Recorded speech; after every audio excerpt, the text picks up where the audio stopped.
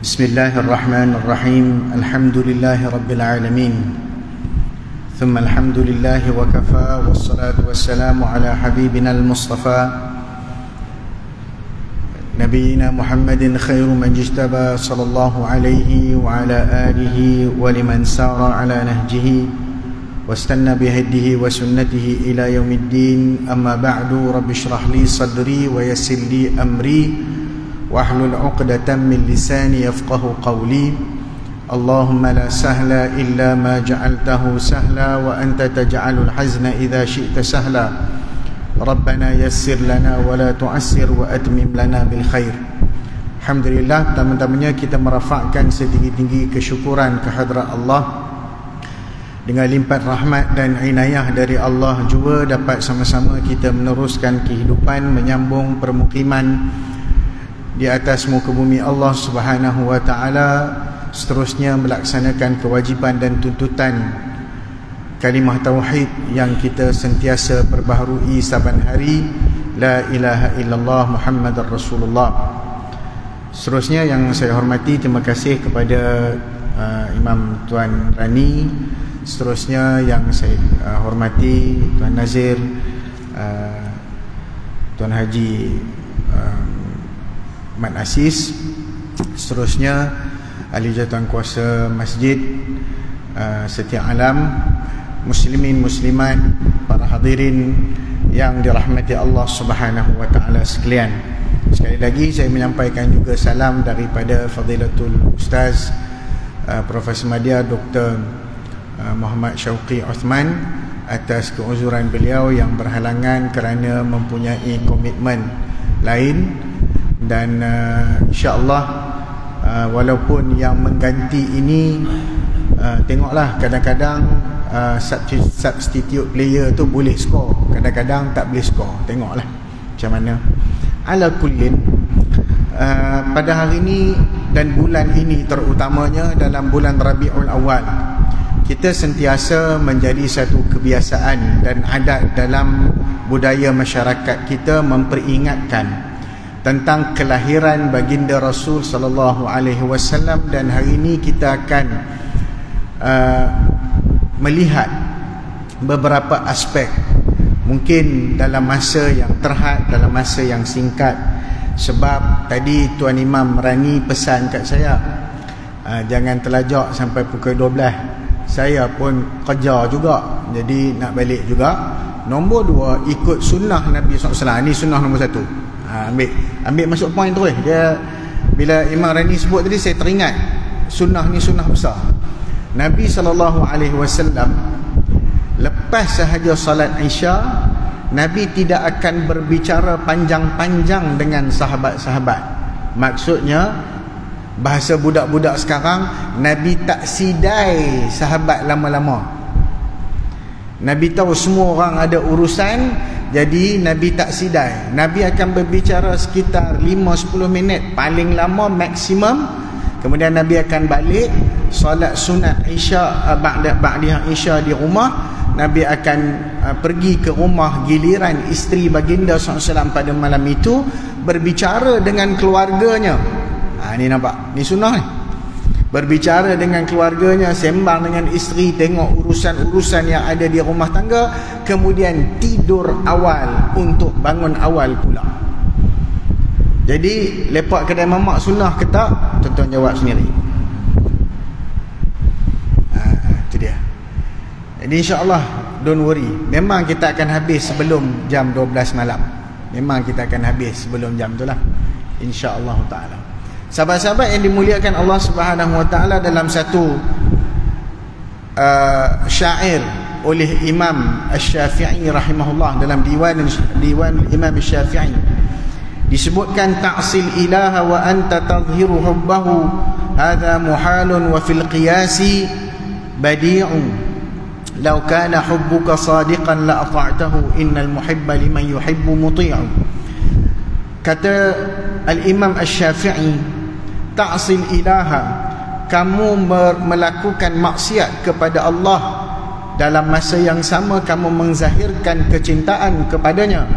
Ini adalah perkara yang mustahil untuk dijadikan ukuran pada erti cinta.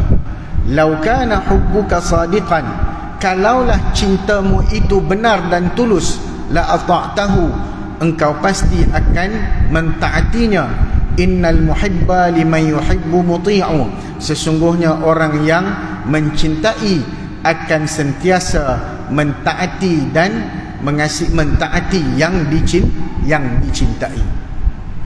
Kita menzahirkan kecintaan kita kepada Nabi sallallahu alaihi wasallam. Allah Subhanahu wa taala berfirman dalam satu ayat yang agung. A'udzu billahi minasyaitonir rajim, dalam surah Ali Imran ayat 31. Qul in kuntum tuhibbunallaha fattabi'uni yuhibbukumullah. Katakan, jika kamu mencintai Allah Subhanahu wa taala, fattabi'uni, maka ikutilah aku. Aku dekat sini kembali kepada Nabi Muhammad sallallahu alaihi wa alihi wasallam. Yuhibbukumullah, maka pasti kamu akan dicintai oleh Allah. Wa yaghfir lakum dzunubakum wallahu ghafurur rahim, dan Allah Ta'ala akan mengampunkan ke atas kamu dosa-dosa kamu, sesungguhnya Allah itu maha pengampun lagi maha pengasihani. Ayat ini kata Al-Imam Ibnul Kathir, hadhihi al-ayatil karimah hakimatun ala kulli man idda'a mahabbatallahi wa laysa huwa ala tariqatil muhammadiyah fa innahu kadhibun fi da'wah. Kata Imam Ibnu Katsir, ayat ini adalah ayat yang menghukum ke atas orang yang mendakwa cinta Allah, tetapi cintanya itu bukan di atas jalan Nabi sallallahu alaihi wasallam, bukan di atas panduan Rasulullah sallallahu alaihi wasallam. Sebagaimana kata-kata Abdullah ibnu Mas'ud, bila mana melihat satu kaum melaksanakan suatu amalan yang disangka oleh kaum itu bahawasanya amalan itu adalah amalan kebaikan, maka kata Abdullah bin Mas'ud, kam min muridin lil khairi lan yusibah, berapa ramai orang yang cintakan kebaikan, sukakan kebajikan, suka nak buat baik, tapi cara nak buat baik tu tak kena. Itu mudah ceritalah. Lan yusibah, tak kena cara. Sebab apa? Deviate, lari daripada apa yang telah digariskan oleh baginda Rasul sallallahu alaihi wasallam. Dalam satu hadis yang lain, Nabi sallallahu menyebutkan tentang kemanisan iman. Salatun man kunna fihi wajada bihinna halawatal iman, an yakuna Allah wa rasulahu ahabbu ilaihi mimma siwahuma, wa an yuhibbal mar'a la yuhibbuhu illa lillah. Panjang hadis tu sampai penghabisannya. Saya nak ambil poin yang pertama, 3 benda yang mana siapa ada dalam dirinya 3 perkara ini akan mendapatkan kemanisan iman. Dia cinta kepada Allah dan Rasulnya, ahabba ilaihi mimma siwahuma, lebih dicintai Allah Ta'ala dan Rasul daripada selain daripada keduanya. Maksudnya, dalam sebuah hadis yang lain, bila Nabi SAW tanya kepada Sayyidina Umar, wahai Umar, siapa yang kamu kasihi, paling kamu kasihi? Umar kata, diriku, akulah yang paling aku kasihi, aku dulu, nombor 1 aku. La ya Umar, hatta akuna ahabba ilaika min nafsika, ataupun hatta akun ahabbu ilaika min nafsik, sehinggalah aku ini, kata Nabi SAW, lebih dicintai oleh dirimu dari dirimu sendiri. Itu tahapan kecintaan kepada Nabi SAW. Begitu juga kisah seorang perempuan, Imra'ah min Bani Dinar, yang mana setelah dalam peristiwa peperangan Uhud, dia punya suami dia, saudara lelaki dia, adik-beradik dia semua mati. Dikhabarkan oleh para sahabat, datang ke rumah dia, bagi tahu dekat dia, wahai kak, puan, suami puan mati dah, tak sat di Uhud, dia syahid di medan Uhud. Lalu tidak ada apa yang keluar daripada perempuan ini kecuali dia tanya, ma fa'ala Rasulullah sallallahu alaihi wasallam, apakah yang dibuat oleh Nabi SAW? Nabi buat apa? Nabi okey ke? Nabi tak okey? Tu je dia tanya. Mari anak-anak dia pun cerita, semua dia tanya, Nabi okey ke tak okey? Nabi okey ke tak okey? Sehinggalah keluarganya mati semuanya. Maknanya yang lelaki yang pergi ikut berperang tu mati ke semua. Jihad, mati berjihad, mati syahid, dia tetap tidak peduli apa kata-katanya bila orang menyampaikan kepadanya berita itu. Dia kata kullu musibatin ba'daka jalan. Selepas daripada engkau wahai Muhammad, apa sahaja yang menimpa orang lain kecuali engkau, benda tu remeh bagi aku, kecil. Tapi aku tidak sanggup sesuatu menimpa engkau wahai Muhammad sallallahu alaihi wasallam. Itu tahapan kecintaan.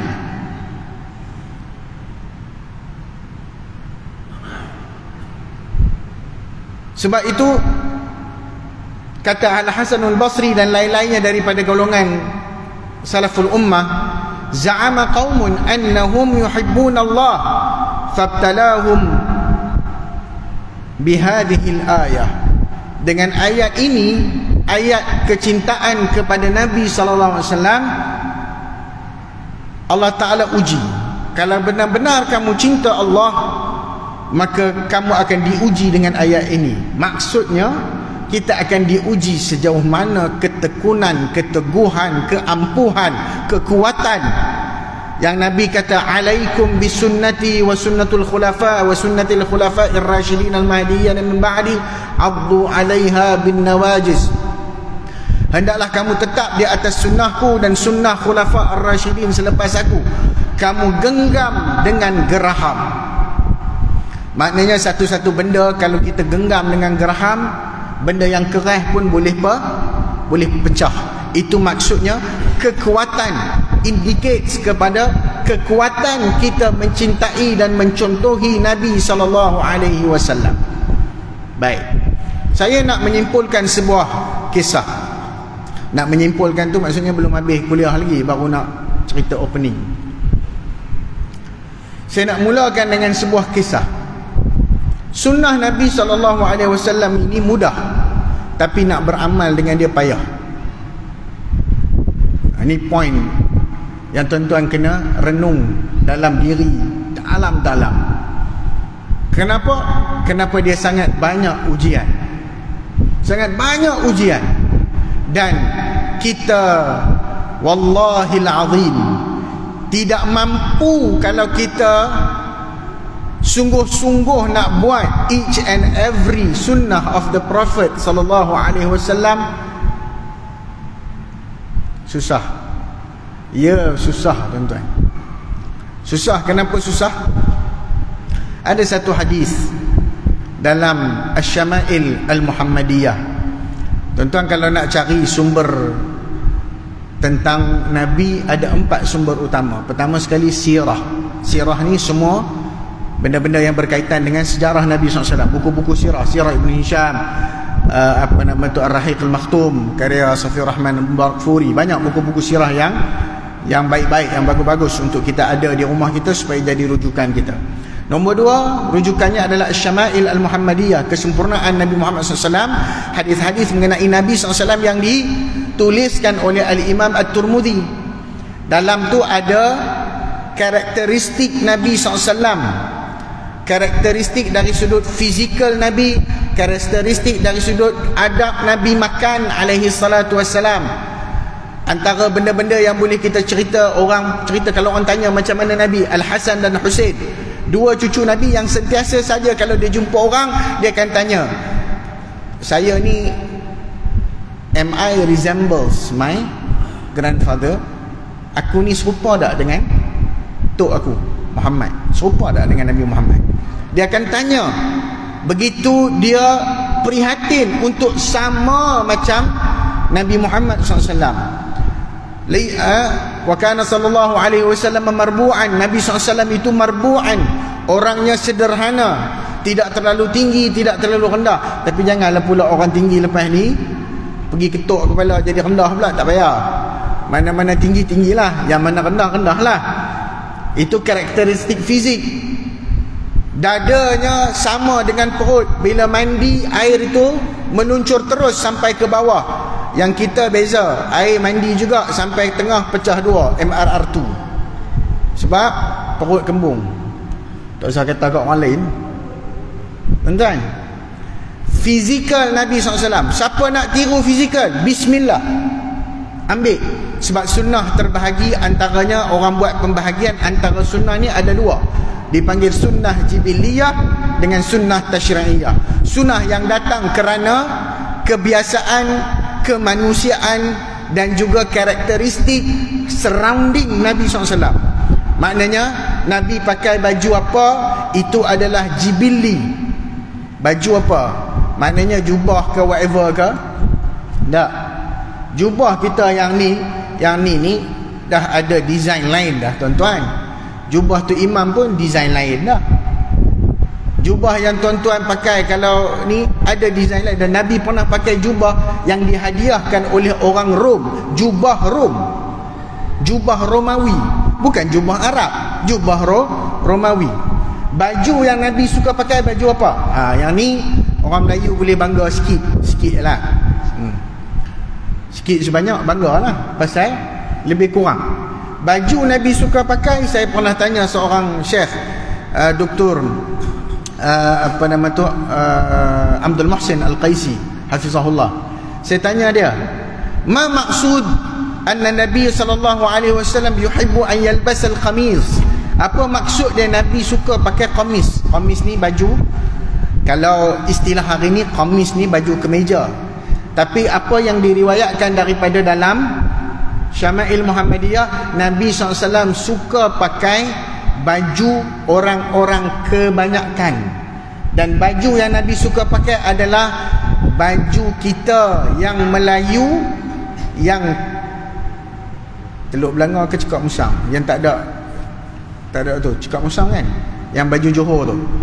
Orang-orang JDT banggalah, nampak JDT. Tak, maksudnya macam itulah baju dia. Itulah baju yang Nabi suka pakai. Dan kain baju, kain ni kita fail. Kain baju suka Nabi SAW suka pakai kain yang diperbuat sama macam kerahnya kain guni. Itu dia. Rasa-rasa boleh pakai kain guni, baru pakai 3 saat gatal habis dah satu badan kita. Sebab Nabi tidak suka kelihatan asing daripada orang lain. Allahumma ahyini miskinan wahsyurni min zumratil masakin. Ya Allah, hidupkan aku secara orang miskin. Nabi relatively dia tu kaya, tapi hartanya tidak dihabiskan untuk dirinya. Dia bagi, dia pulangkan harta itu kepada umat. Itu Rasulullah SAW. Tapi dia kata, aku suka hidup sederhana macam orang miskin, dan kumpulkan aku di kalangan orang-orang miskin. Sebab apa? Sebab dengan mengumpulkan diri kita, menjadikan diri kita attached, terikat dengan orang miskin. Tak bolehlah saya pusat zakat memang kena cerita juga bab zakat ni.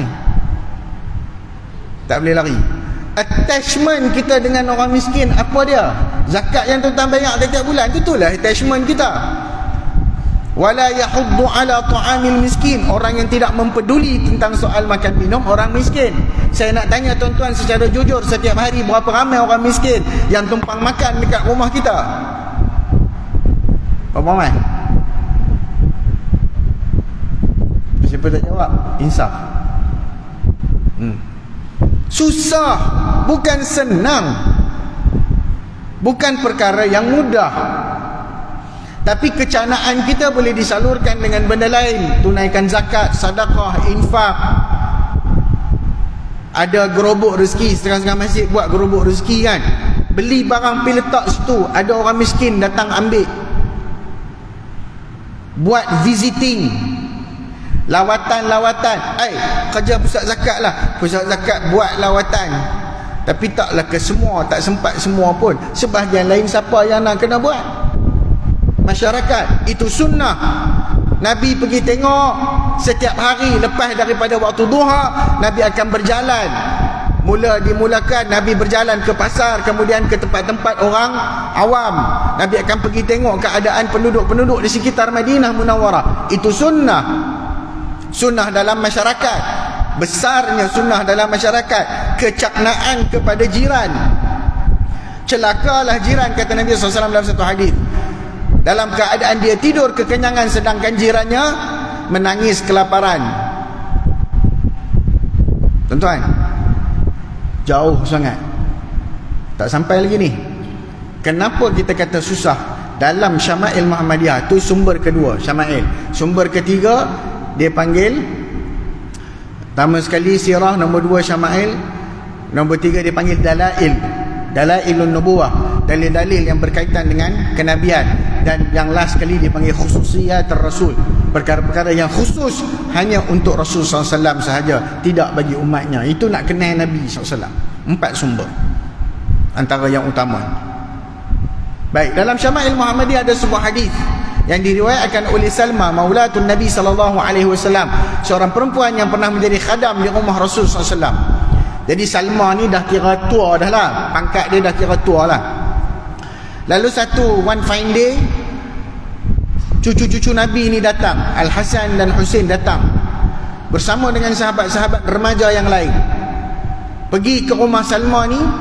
Lalu Salma ni terkejut, dia kata, apakah gerangan orang-orang yang mulia ini datang ke rumah nenek? Nenek tak ada apa pun, datang buat apa main rumah nenek ni? Dia korang gitulah. Salma bukan orang Kedah, saya je yang translate bagi jadi Kedah.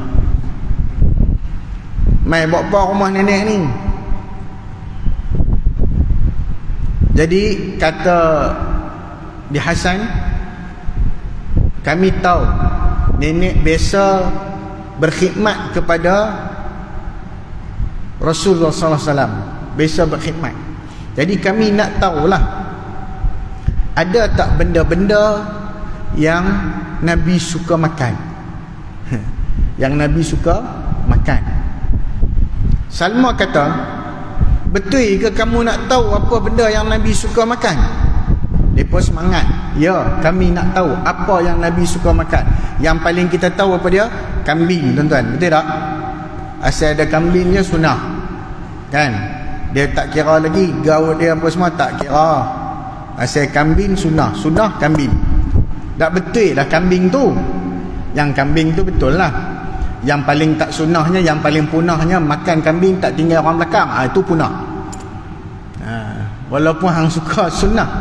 Sebab tu Anas bin Malik, dia kata, aku tidak pernah menyukai labu. Labu tak pernah suka, melainkan Nabi SAW hidangkan kepada aku. Ini pun sunnah juga. Nabi SAW bila duduk dalam majlis, bukan orang hidang kat dia,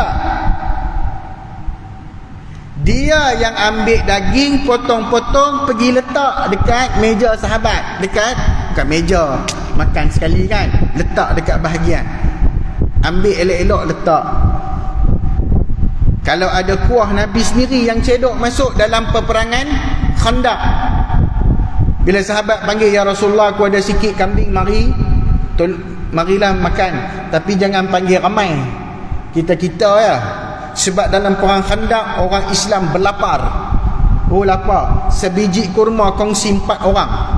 Sebiji kurma kongsi 4 orang. Bila mereka mengadu lapar, Nabi SAW tarik baju dia, tengok, ikat batu kat perut. Aku pun lapar juga. Jadi sahabat tak komplain lah lepas tu. Dah masuk dah. Tak lagi? Belum. Dia suspend bila tengok Tok Bilal bangkit, suspend. Tok Bilal paling padu sekali. Oh, nak tengok gambar. Tok Bilal paling padu, tuan-tuan, sebab dia panggil tuan-tuan mai semayang. Tu dia. Dia lah paling padu. Panggilan dia sepatutnya paling ditunggu-tunggu. Baik. Mana tadi? Lapak perut. Sahabat beritahu, mailah rumah. Nabi tak dengar part nombor 2 tu. Nabi dengar mari rumah. Nabi kata, tentera muslimin, mari kita makan. Di rumah ni ada jamuan sikit. Biru muka sahabat tu, ada sikit ya. Panggil ni Nabi dengan 2-3 orang general-general lainnya yang utama ya. Nabi pergi panggil satu tentera tu. Nabi tahu kerisauan dia. Nabi kata, tak apa, kamu duduk dekat dapur, aku yang akan hidangkan dekat orang. Itu Nabi SAW, bukan orang pergi tolong hidang kat dia. Dia yang tolong hidang ke orang pula.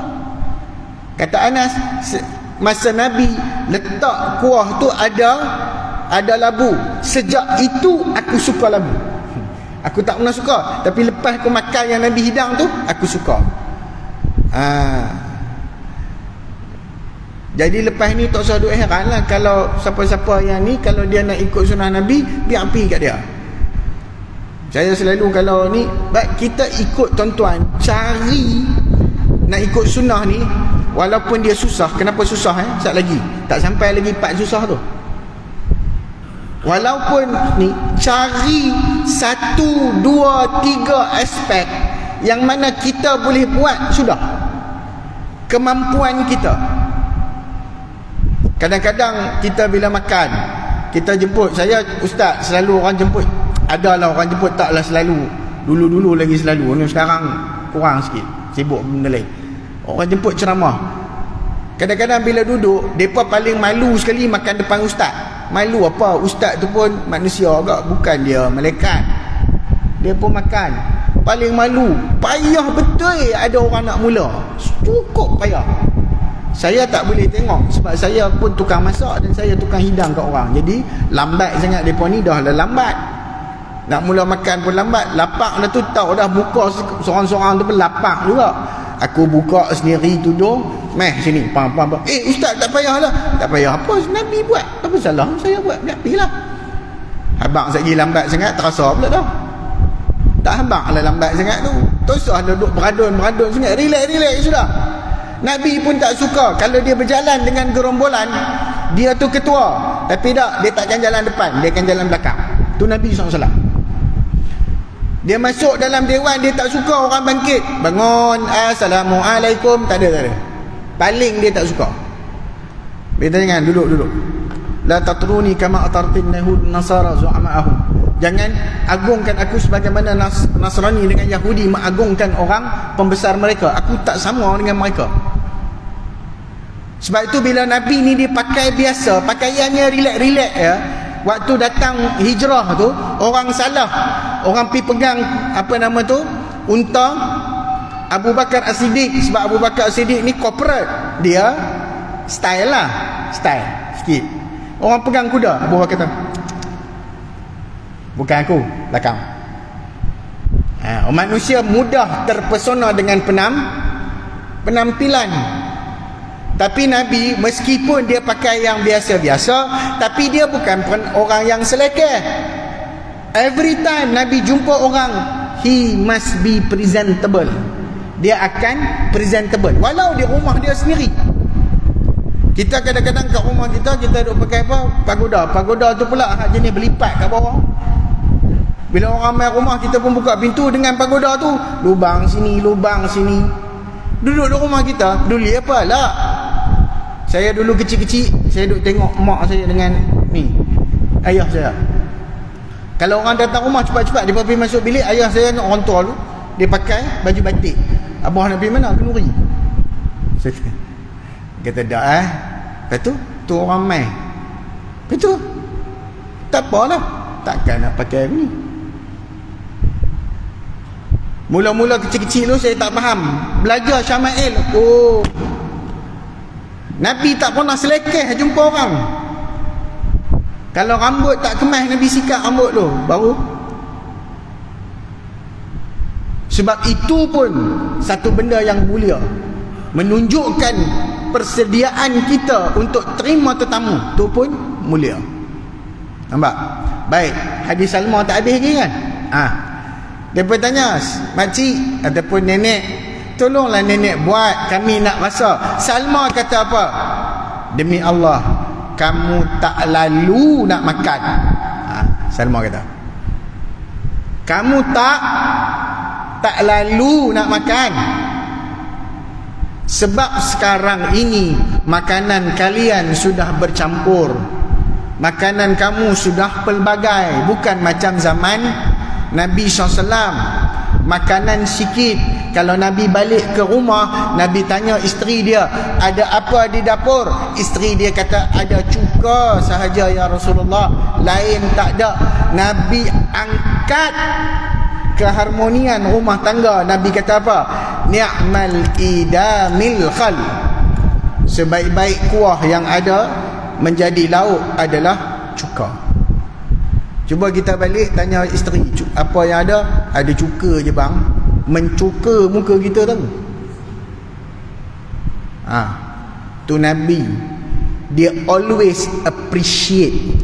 Dia takkan lagi-lagi bab yang berkaitan dengan apa yang telah dilakukan oleh orang rumah dia ke, orang bawahan dia ke, pekerja dia ke. Anas bin Malik kata, aku tidak pernah mendengar komentar Rasulullah SAW terhadap apa yang aku buat. Lima lam fa'alta, lima ma fa'alta hadha, wa lima fa'alta hakadha. Dia kata, tak pernah aku kata Nabi kata kat aku, hang buat pasal apa hang buat macam ni, pasal apa hang tak buat macam ni. Tak. Ada cara yang Nabi bicara. Masuk kan? Dah. Fadal.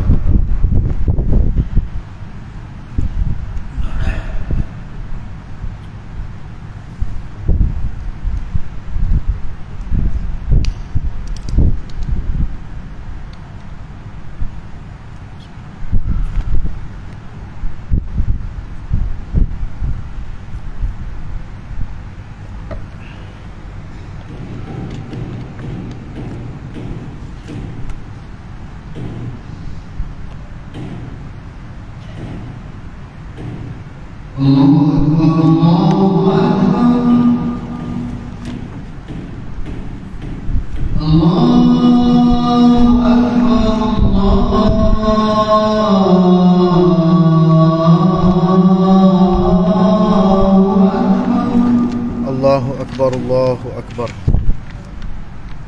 Asyhadu an la ilaha illallah.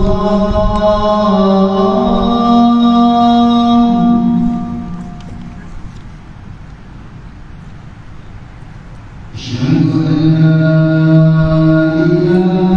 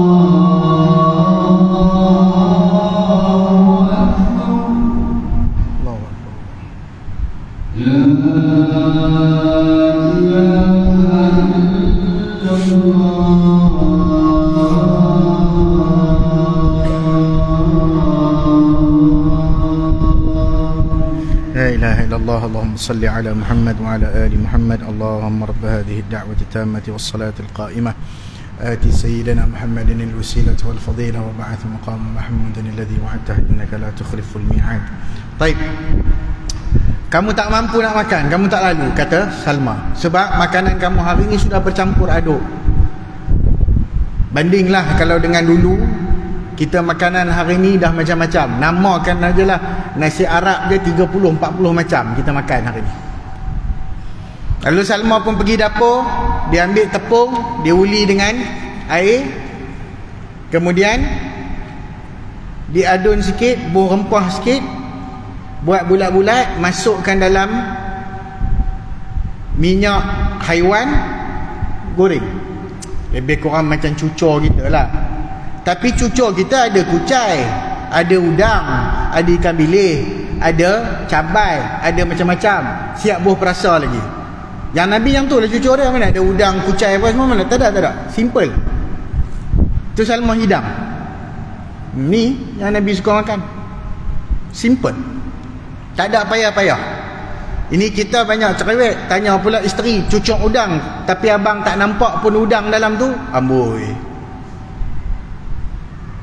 Tanya pula, ni nama dia sekian-sekian. Isteri pula jenis educated, dia pun balas juga, abang makan cucuk badak tak? Ada tak badak abang jumpa dalam cucuk tu? Tu dia. Bila bini balas lagu tu, jam lah kita no. Jangan ada banyak komplain sangat. Lagi satu saya bagi abang up sikit, cucuk kodok. Ada jumpa kodok dalam tu? Udang beli tak apa juga. Kita gilin lah udang kering tu, kan? Lah, itulah simpelnya Nabi SAW.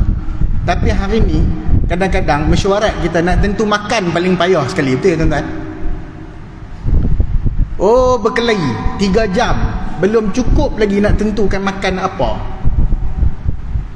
Sebab prioriti kita sudah berbeza pada zaman Nabi SAW. Dah beza. Jadi perkataan Salma, innakum la tutiquna dhalik, kamu mungkin kamu tak lalu, dia ada makna yang cukup deep ataupun mendalam. Maksudnya memang kita tak mampu kalau nak buat ke semua. Kata Pak Hamka, kata apa? Kenapa kamu sibuk-sibuk mencari yang lain, sedangkan yang ada sunnahnya di dalam Bukhari pun belum kamu habiskan untuk diamal. Buka dalam Bukhari tu, tengok dalam hadis Bukhari tu, sepanjang kehidupan kita atas muka bumi Allah ni, berapa banyak dah sunnah dalam Bukhari tu kita buat dah. 2 sunnah paling sahih sekali, Bukhari, Muslim. Rasa-rasa tuan-tuan. Sebab itu apa sahaja yang ditawarkan oleh baginda Nabi, termasuk amalan-amalan yang Nabi suruh kita buat. Tadi saya dah sebut dah sikit-sikit, secara tak langsung berkaitan dengan keluarga, berkaitan dengan rumah tangga, berkaitan dengan hubungan antara seorang majikan dengan seorang pekerja, berkaitan dengan hubungan bagaimana Nabi SAW memperelokkan bicaranya, cakap Nabi SAW, penampilan Nabi. Kata Jabir, aku selalu suka nak bersalam dengan Rasulullah SAW waktu aku kecil, sebab Nabi akan pegang pipi aku. Ni Nabi, kalau dia jumpa budak, dia akan pegang pipi. Dia akan pegang pipi, dan setelah tarik aja tangan dia daripada pipi tu, aku bau seolah-olah tangan Nabi SAW baru sahaja dikeluarkan daripada tabung minyak wangi, kata Jabir.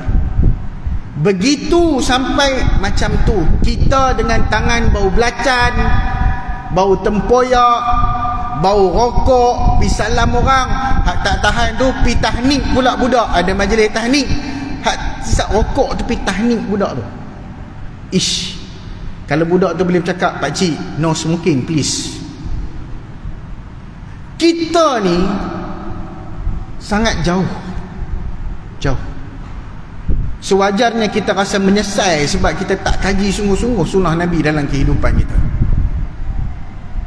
Macam-macam perkara yang terlalu jauh kita dengan sunnah Nabi. Amalan-amalan kita, zikir-zikir kita, solat kita, benda dalam semayang. Abu Ayyub Al-Ansari, seorang sahabat yang Nabi bila datang ke Madinah, sampai ke Madinah, setelah duduk dekat Quba, Nabi sampai ke Madinah, Nabi nak parking unta dia. Parking unta tu, semua duk tarik. Nabi kata la da'uha fa innaha ma'murah, tinggalkan unta ni telah pun diberikan GPS dia, lebih kurang gitulah. Dia telah ditentukan kat mana dia akan berhenti. Bila unta ni berhenti tang tu, disitulah tempat berhentinya Rasulullah, situlah tempat masjid. Tanah masjid Nabi SAW tu dipunyai oleh 2 orang anak yatim yang tempat mereka duduk jemur kurma. Nabi beli tanah tu daripada anak yatim tu, beli, bukan ambil, tak, Nabi beli untuk jadi tapak pertama masjid Nabi SAW. Kemudian cerdik Abu Ayyub ambil barang Nabi, pergi letak kat rumah dia siap-siap. Jadi bila sahabat lain kata, ya Rasulullah, mailah ke rumah aku, al-mar'u ma'a rahlihi, seseorang itu bersama dengan barang dia pergi mana, dia pergi situ. Lebih kurang itulah, supaya orang tak terasa hati. Dia pun duduk dekat rumah Abu Ayyub Al-Ansari. Banyaklah peristiwa yang berlaku, tapi saya nak ambil satu poin peristiwa di mana bila Abu Ayyub menghidangkan makanan kepada Nabi SAW, hidangkan makanan kepada Nabi makan roti tu, makan, tempat Nabi gigit tu ada bahagian yang tak habis, bila tak. Kemudian tempat Nabi minum, ada tempat Nabi minum, Nabi letak. Besok ataupun selepas daripada Nabi selesai makan, Abu Ayyub ambil, dia tengok mana bekas mulut Nabi dia letak minum. Dia tengok mana bekas Nabi gigit, dia digigit. Yang ni kalau juga dalam bab tahnik dan sebagainya, Nabi masukkan kurma tu dalam mulut Nabi keluarkan bagi. Ada setengah-setengah ulama kata itu khusus untuk Nabi, bukan untuk orang lain. Orang lain tak selalu masuk dalam mulut, mulut mengumpat, mulut bukan berzikir pun, zikir pun lebih kurang, baca Quran pun agak-agak, rasa malu lah kat diri sendiri. Jangan rasa noble sangat, holier than thou, jangan rasa ni tak ada berkat apa. Nabi SAW dia minum. Baik, kalau begitulah sahabat Nabi. Dan sahabat Nabi bila tanya kepada Nabi amalan, kalau dia kata aku tak mampu, Nabi akan bagi level lagi bawah. Supaya apa? Supaya dia boleh buat. Tuan-tuan perhatilah dalam sunnah Nabi SAW, kalau bagi satu-satu amalan, paling banyak bilangan dia 100 ya sehari, paling banyak. Nak buat lebih pada tu silakan, tapi had bilangan Nabi bagi 100 ya. 100. La ilaha illallah wahdahu la syarikalah 100. Subhanallah wa bihamdihi subhanallahil azim 100.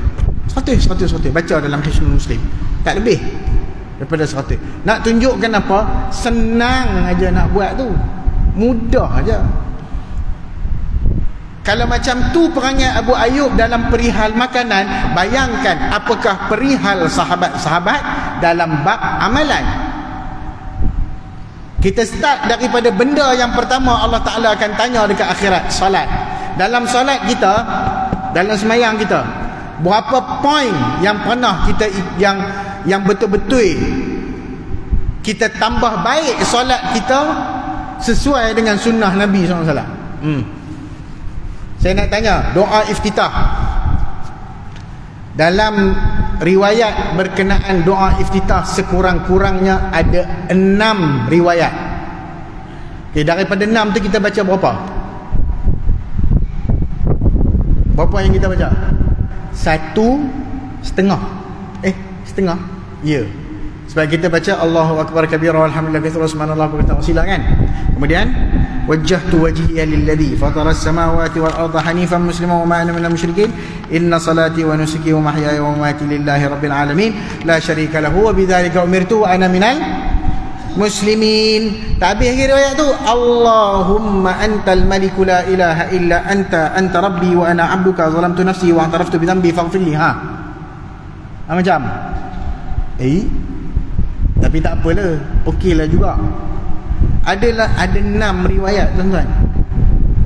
Antaranya Nabi tak pernah tinggal Allahumma ba'id baini wa baina khataayaya kama ba'adta bainal masyriqi wal maghrib. Allahumma naqqini min khataayaya kama yunaqqa thawbal abyadu min ad-danas. Allahumma ighsilni min khataayaya bil ma'i wa thalji wal barad. Tapi dalam fiqh baca salah satu lah, tak apa. Yang kita beramal tu ya sunnah dah, tapi upgrading handphone pun kita upgrade, amalan takkanlah sama macam kita mengaji sekolah rendah dengan tadika dulu. Sama je. Dalam rokok baca apa? Rokok baca apa? Rokok dengan sujud. Rokok kita baca subhana rabbiyal azim. Dalam apa nama Imam Nawawi sebut, ada setengah-setengah tambah wa bihamdihi. Tak apa, okey. Tambahan itu tidak jadi masalah. Berapa kali baca? 3 kali baca. Ada tak baca benda lain?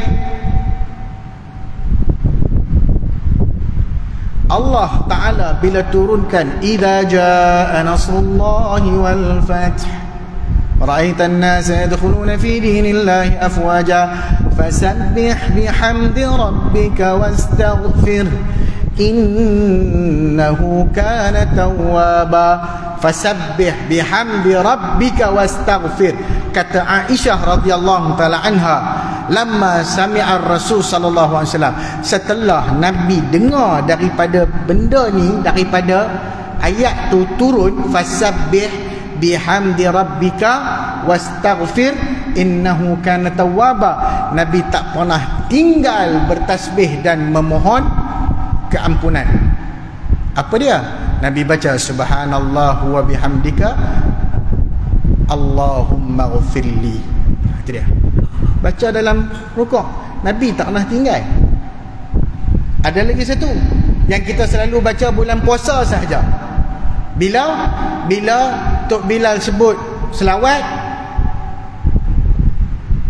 kita jawab subuhun qudusun Rabbuna wa Rabbul malaikati warruh. Yang tu pun Nabi baca dalam rokok dan juga dalam sujud.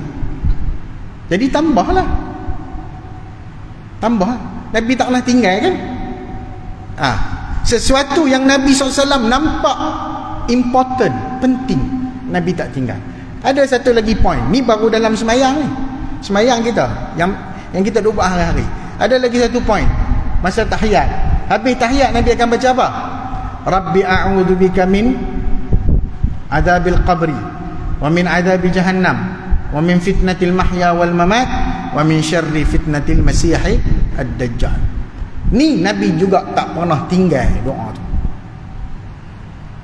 Jadi berapa banyak tu dalam solat saja. Belum lagi dalam zikir pagi dengan zikir petang. Nabi suruh baca apa? Satu benda aja, satu sekali pagi, sekali petang. Yang ni pun ramai fail. Ya hayyu ya qayyum bi rahmatika astaghith aslih li sya'ni kullahu wa la takilni ila nafsi tarfat aini. Sekali pagi, sekali petang. Sekali je tuan-tuan. Guys, sekali je guys. Sekali pagi, sekali petang. Susah lah, tapi susah orang nak buat. Tu saya kata susah. Dia tak susah.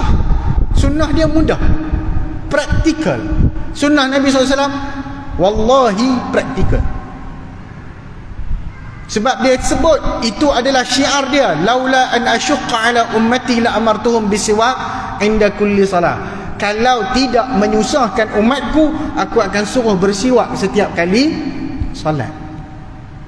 Siwak, gosok gigi, makna serupa. Dia punya maqasid, ma'lak dia, implikasi dia serupa, nak bersihkan mulut. Tapi Nabi kata kalau tidak menyukarkan, maknanya tak susah. Dari aspek kemasyarakatan, saya cadang tuan-tuan cari buku ni. Sehari dalam kehidupan Rasulullah SAW. Dalam buku bahasa Arab dia asalnya Al-Yawmun Nabawi. Telah diterjemahkan oleh Datuk Dr. Abdul Basit Abdul Rahman, guru kami dan sahabat kami. Tuan-tuan cari buku ni, baca apa sehari Nabi buat. From sebelum subuh, tahajud, sampai ke tidur malam. Complete. Boleh tengok. Yang saya sebut tadi pun banyak ada dalam buku ni kak. Ni antara dia. Bila Nabi SAW berbahasa dengan sahabat, bercakap-cakap dengan sahabat, ada satu hari Nabi dia suka tanya. Dia akan tanya khabar, dia akan tanya apa cerita, bukan jaga tepi kain dalam keadaan yang tak elok. Dengar cerita dia dah bercerai. Ya Allah, ceritanya dah tanya benda-benda yang crucial. Hari ni macam mana? Kan? Jumpa sahabat kita, macam mana anak-anak sihat? Tanya benda-benda yang tidak menyakitkan hati dia. Apa khabar? Nabi tanya perihal seorang wanita yang Nabi nampak lama tak ada. Lepas tu mereka bagi tahu, mereka kata, ya Rasulullah, dia sudah meninggal dunia. Nabi marah. Nabi kata, pasal apa hampa tak bagi tahu? Hampa kecilkan urusan dia. Walaupun dia tu memanglah dia tu tak ada siapa-siapa, tapi takkan hampa tak bagi tahu? Takkan hampa nak bagi tahu kat aku bila raja je mati, bila orang ni dia mati, ni dia mati, hampa tak bagi tahu kat aku mana kubur dia? Nampak? Nabi cakna urusan orang. Dia bukan tengok dekat orang besar je. Tengok kat orang besar, Allah tegur dia. Abasa wa tawalla an ja'ahul a'ma.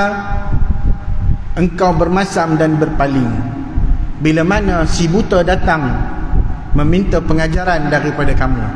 Sejak daripada tu, kalau orang panggil Nabi, kelui Nabi, Nabi akan paling bagi full attention. Tu style Nabi. Ni kadang kita orang angkat tangan pun kita bebeh kurang, kecuali kawan tu YB.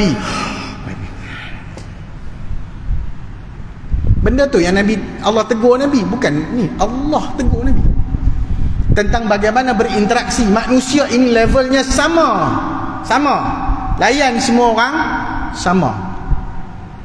Yalah, habis tu ustaz ada protokol, tu cerita lain, tu protokol duniawi yang kena ikut-ikut. Jangan pula kita pergi tiba-tiba apa ni tak ikut Nabi, jangan marah kat dia. Tu dah protokol dia, tu biar pergi lah kat dia. Kan? Kita pun janganlah semangat sangat. Slow-slow lah juga. Know your place, tahu tempat kita. Nabi bertanya tentang sahabat-sahabat. Ada satu ketika Nabi tanya, man minkum asbahal yawma sa'iman?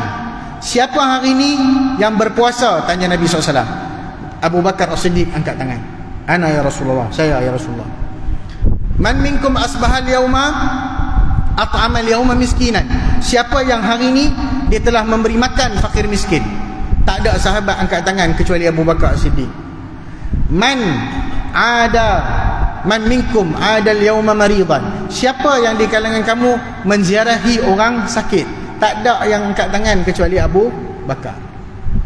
Man zaral yawma janazatan atau taba'al yawma janazatan, kata Nabi SAW dalam hadis riwayat Muslim. Siapa di kalangan kamu yang hari ini ikut jenazah, pi turut jenazah? Tak ada siapa angkat tangan kecuali Abu Bakar. Nabi pun lantas bersabda, majtama'at hadhil arba' fi yaumin fi imri'in illa dakhalal jannah. Tak berhimpun empat perkara ni dalam diri seseorang dalam satu hari kehidupan dia. Empat-empat ni dia buat, dia ni akan masuk syurga. Tu dia. Tuan-tuan perhati, daripada empat ni, out of these four, mana satu yang ritual? Satu ya, puasa. Yang lain semua ibadah sosial. Bagi makan, ziarah orang, ikut jenazah. Nampak tuan-tuan? Sunnah paling besar kita tinggal adalah cakna kepada masyarakat. Tu paling besar sunnah kita tinggal. Tak peduli kat orang. Sebab tu Nabi bagi pahala yang setimpal bagi orang yang boleh memudahkan urusan orang lain. Sebab hari ni jiwa nak membantu, nak ni tak ada dalam masyarakat kita. Tak ada, susah.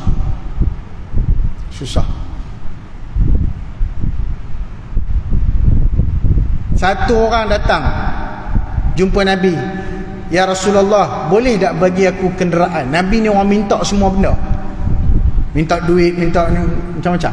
Boleh tak bagi kenderaan? Nabi kata, saya minta maaf, saya tak ada kenderaan.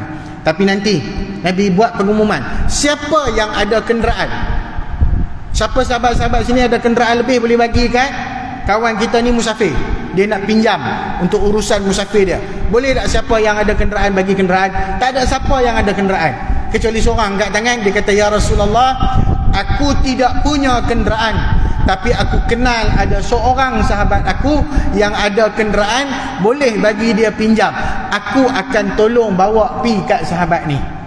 Nabi dengar saja tu, Nabi kata apa? Ad-dallu 'alal khairi kafa'ilihi. Orang yang menunjukkan satu kebajikan lalu dibuat oleh orang lain, dia dapat pahala sama macam orang buat tu. Equivalent. Bukan dia pun buat benda tu, dia tunjuk jalan je. Dia tunjuk jalan je. Kita kadang-kadang orang minta tolong, kita buat apa? Ni lah, kita bagi tahu je. Tapi apa nama tu, kita tak bantu pun sampai habis, sampai sudah. Lagi-lagi kalau orang tu tak pernah. Saya bab ni memang saya perasan sungguh. Ada orang kadang-kadang jemput, bukan Tuan Haji Rani kata, Tuan Haji Rani bagi dengan siap peta segala mana, bagi kat saya, suruh saya main ni. Alhamdulillah. Saya pernah orang jemput ceramah, jemput hari ceramah, tak itu pun, sehari sebelum ceramah dah lah tempat nak kena ceramah tu. Memang kalau tak ada tauliah confirm kena tangkap punya. Saya kata jadi tak jadi ni, jadi dia sengap aja, sengap. Kadang kita tanya dekat mana pun, lokasi pun dia bagi tahu je, dia bagi macam tu je. Alah ustaz, cari je, mesti jumpa. Okey, tu kat kita, kat orang lain, boleh tak tolong ni? Okey, nah, ambil nombor telefon, pilih telefon. Tak. Kalau kita kenal orang tu, kita telefon dulu. Kisah, hello, ni ada orang berajak ni, nanti dia akan telefon. Nampak tak? Berapa ramai yang buat macam tu? Susah. Ada orang berajak ni, sekali lagi takut dia telefon hang tak kenal nombor, hang tak angkat pula. Ni nak bagi tahu lah, sekali lagi ada orang nak telefon, dia berajak, dia minta hang tolong lah. Ni aku tolong bagi tahu lah kat hang dulu. Kita, sebab itu Nabi kata, siapa yang tolong orang lain, wallahu fi auni al-abdi ma kana al-abdu fi auni akhihi. Seseorang itu masih berada dalam lingkungan dibantu oleh Allah selagi mana dia bantu saudara dia yang lain. La ayyamshiya ahadukum fi hajati akhihi khairul lahu min an ya'takifa fi masjidi hadha syahra. Seseorang berjalan untuk menunaikan hajat saudara dia lebih baik daripada dia iktikaf dalam masjid aku ini sebulan, kata Rasulullah SAW. Betapa banyak sunnah-sunnah yang kita tinggalkan, terutama dari sudut kehidupan bermasyarakat dalam kehidupan kita. Betapa banyak sunnah-sunnah dan kebaikan yang kita abaikan, terutama dalam kesempurnaan ibadah kita. Berapa banyak dah sunnah-sunnah yang kita gagalkan, terutama dalam hubungan kekeluargaan. Berapa banyak sunnah yang kita gagalkan, terutama dalam kehidupan kita bekerja, bermuamalat dan sebagainya. Jadi carilah balik perkara-perkara yang kita nak hidupkan kembali kemurnian ini. Dengan itu terhasilnya masyarakat yang baik, masyarakat yang akhirnya berpaksi kepada amalan nabawi. Itu dia nak patah balik ni, sebab sukar.